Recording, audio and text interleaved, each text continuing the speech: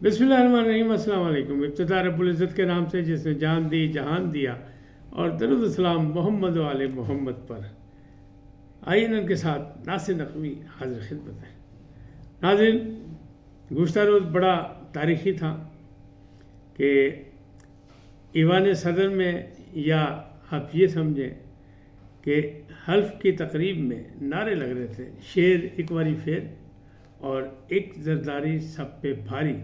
जबकि सड़कों पर नारे लग रहे थे कि इमरान टाइगर और उस पर जान निछावर, और इमरान के साथ हम सब हैं।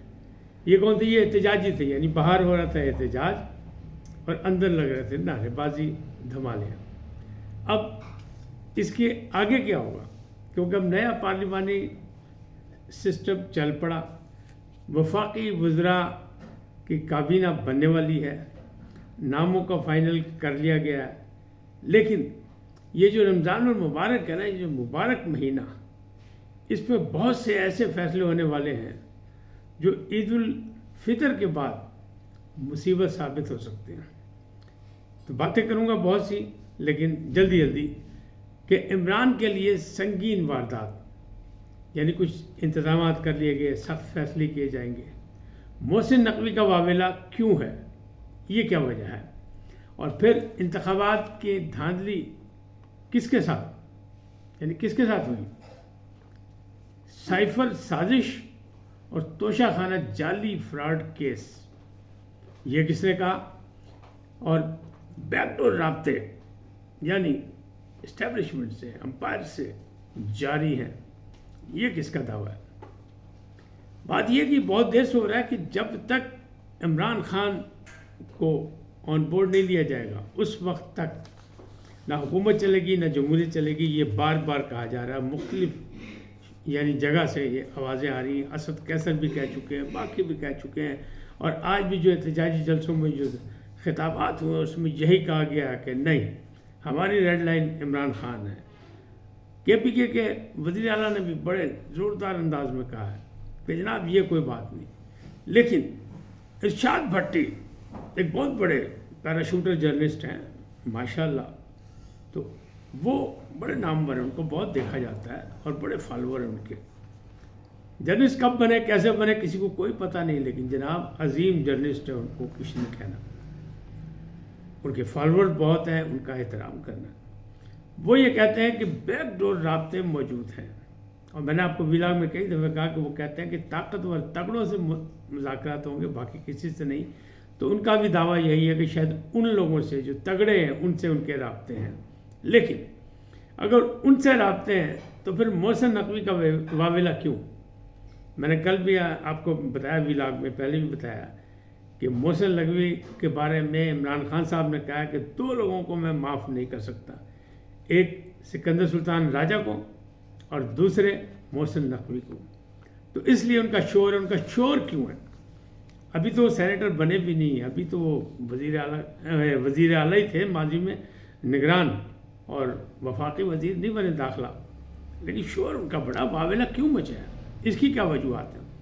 तो पहले तो ये बात सुन लें कि साइफर केस पे कहा है कि जुडिशल इंक्वायरी होनी चाहिए। ये वज़ीर आला KPK का अली अमीन गंडापुर का दावा है, और वो कह रहे हैं हम करप्शन के खिलाफ जिहाद करेंगे और सब कुछ होगा।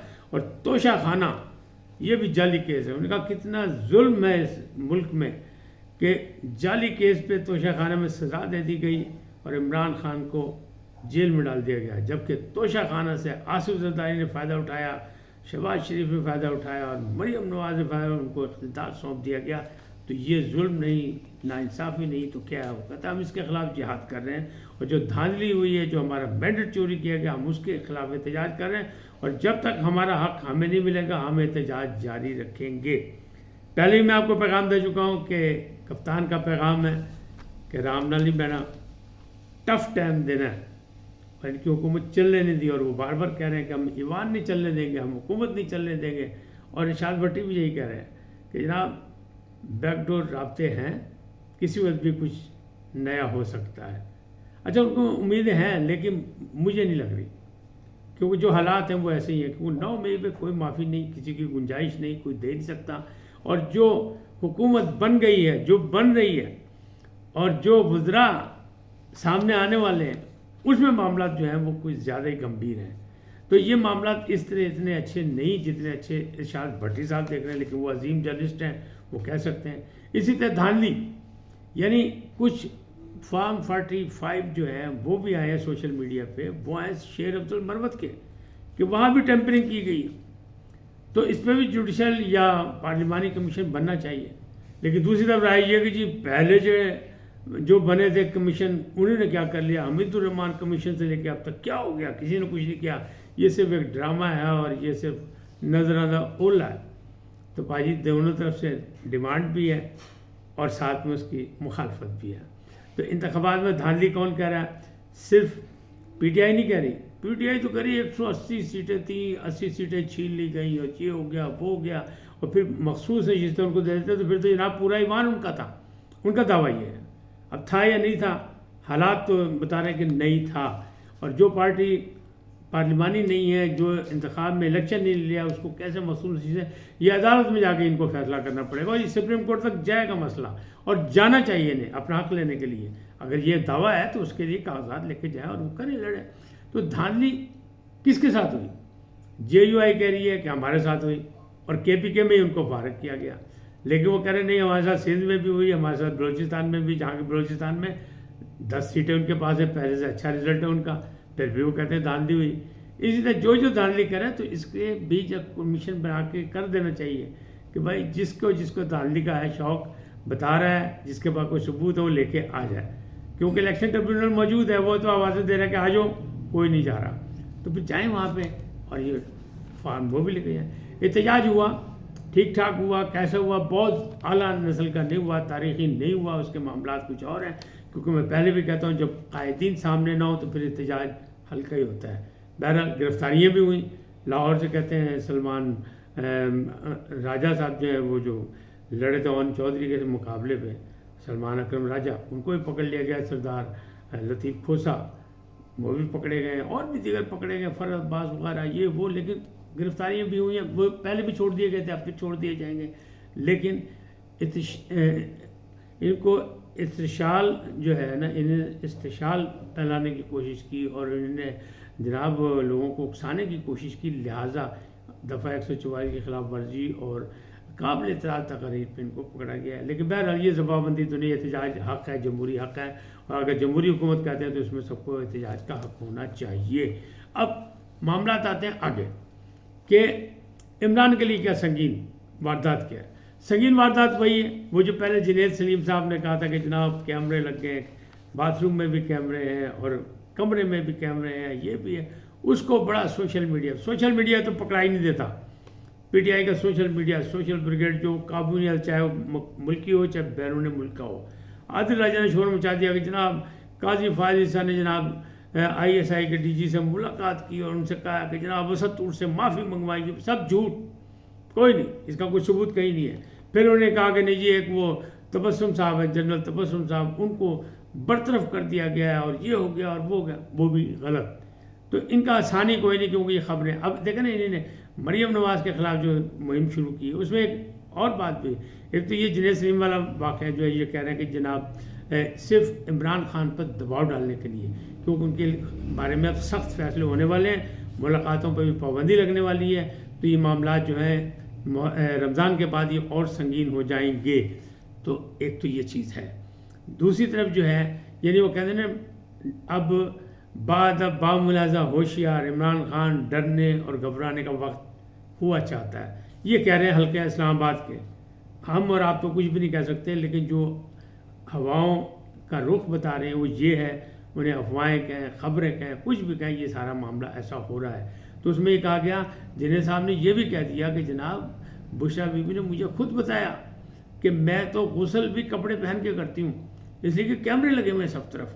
تو یہ دباؤ ڈالنے کے لیے عمران خان کو اور مجھے بے عزت کرنے کے لیے سارا کچھ کیا جا رہا ہے. بہرحال دروغ بگردن راوی، اللہ رحم کرے، سب پہ ایسی چیزیں ہونی نہیں چاہیے.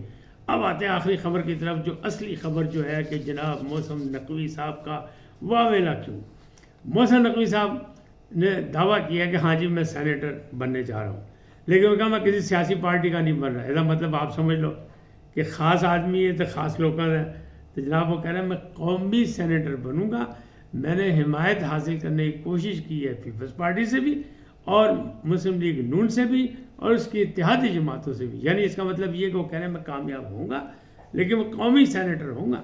میں کسی سیاسی پارٹی کا نہیں, سیاست سے میرا کوئی تعلق نہیں. لیکن پھر وہ بنے گا وزیر داخلہ. اب وزیر داخلہ جو ہے وہ کیا کرے گا؟ اس کے پاس سارے معاملات ہوں گے, سارے داخلی معاملہ جو ملک میں جتنا انتشار, جتنی گرفتاریاں, جتنے پکڑ تکڑ, یہ وہ 9ویں کے مسئلے میں جب ہوں گے, سزائیں ہوں گی اور سامنے بات ہوگی. کیونکہ آرمی ایکٹ میں بھی تبدیلی کا مسئلہ ہے. یہ ٹاسک بھی سنا ہے کہ انہی کو دیا گیا, حالانکہ یہ وزارت قانون کا ہے, لیکن ان کو کہا گیا نگرانی کریں. وہ ظاہر ہے خاص آدمی ہو کہ خاص آدمی ہے تو پھر ان کو نگرانی, ان کا خیال رکھا جا رہا ہوگا. لیکن محسن نقوی صاحب وزیر داخلہ ہوں گے, یہ ایک پکی بات ہے. اب جو وزیر خزانہ وہ کون ہو؟ وہ میں نے آپ کو بہت پہلے کہا تھا شمشاد اختر کا نام آ رہا ہے. اس لیے میں نے آپ کو گور اعجاز کا بھی نام بتایا تھا کہ معیشت کو بحالی کے لیے یہ سارے نام بہت ضروری ہیں. اور پھر یہ جو سوشل میڈیا بریگیڈ کو قابو کرنے کے لیے جناب عمر سیف کا نام بھی لیا جا رہا ہے کہ ان کو بھی لایا جائے گا, ذمہ داریاں دی جائیں گی. تو وزارت خزانہ کی بات, وزارت خزانہ پہ شمشاد اختر کا میں نے نام کہا تھا تو وہ ابھی تک وہی فائنل لگ رہا ہے. کیونکہ اورنگزیب صاحب جو ہیں وہ مشیر ہوں گے, مشیر خزانہ ہوں گے, یعنی سیکنڈ پارٹی ہوں گے. اور باقی جو ہے وہ اصل شہزاد وہ ہوں گے, شمشاد اختر ہوں گی. اور پھر اسی طرح جو ہے اپنا کہتے ہیں وزارت خارجہ کا قلمدان جو مل رہا ہے اسحاق ڈار کو, تو ان کے ساتھ بھی 2 بندے ہوں گے, اکیلے وہ بھی نہیں ہوں گے. ان کے ساتھ ایک فاطمی صاحب ہوں گے جو معاون خصوصی ہوں گے. پہلے بھی فاطمی جو تھے وہ اپنا نواز شریف صاحب کے بھی معاون خصوصی رہے ہیں, تو وہ فاطمی صاحب بھی ہوں گے شہباز شریف صاحب کے ساتھ. اور ایک اور نام بھی ہے جو ان کے ساتھ مشیر ہوں گے یا وزیر مملکت سمجھ لیں, وہ ہوگا, ان کا نام ہے اپنا جلیل عباس جیلانی جو ابھی وزیر مطلب خارجہ تھے. تو وہ وزیر خارجہ کا پیچ اسحاق ڈار کے ساتھ بھی ہوگا. ان کو نگران وزیر اعظم بنانے میں بھی ان کا نام آیا تھا. تو یہ بڑے اہم آدمی ہیں, یہی سب خاص آدمی ہیں. اور خاص آدمی پھر بھائی وہ عام آدمی تو نہیں, پھر خاص بندے کا بندہ ہوئے گا. تو یہ ساری چیزیں سوچیں. لیکن وزیر داخلہ اکیلے ہی ہوگا محسن نقوی, اور اس پر اعتماد کتنا ہے یہ سوچیں آپ کہ زرداری صاحب کہتے ہیں میرا بیٹا ہے اور شہباز شریف صاحب جو وہ بھی اس کی حمایت کر رہے ہیں. تو اس کا کیا مطلب ہے؟ پھر وہ کہہ رہے ہیں جی میں کسی سیاسی پارٹی کا بندہ نہیں ہوں, تو پھر وہ کس پارٹی کے بندے ہیں یہ بھی سوچیں. تو پھر پریشان کن تو ہے نا معاملات. تو اس لیے جناب محسن نقوی کے نام پہ واویلا ہے, اور اسی لیے عمران خان کہہ رہے ہیں کہ میں محسن نقوی کو معاف نہیں کروں گا. باہر جب نکلوں گا, جب اقتدار میں آؤں گا, تو پہلا پھا محسن نقوی پاؤں گا. جبکہ وہ یہ کہتے تھے میرے نشانے پہ پہلا بندہ جو ہے وہ ہے آصف زرداری. لیکن آصف زرداری تو اب جناب صدر بن چکے ہیں, اور پاکستان کی تاریخ میں ایسے صدر جو دوسری بار بنے ہیں, منتخب صدر, نامینیٹڈ نہیں, منتخب صدر دوسری دفعہ, یہ بھی ایک تاریخی واقعہ ہے, تاریخی رقم ہوئی ہے, تاریخ رقم ہوئی ہے کہ ایک زرداری سب سے پاری. آج اتنے ہی, پھر ملیں گے نئے موضوع کے ساتھ. جاتے جاتے آپ سے درخواست, آئیے ان کو سبسکرائب کریں, لائک کریں اور گھنٹی کا بٹن دبانا نہ بھولیں, بلکہ اپنی قیمتی رائے کا اظہار بھی کریں اپنی شخصیت کے مطابق, اور دوستوں میں شیئر بھی کریں. تو میں آپ کا خصوصی شکر گزار ہوں گا. سدا سلامت رہیں, اللہ نگہبان.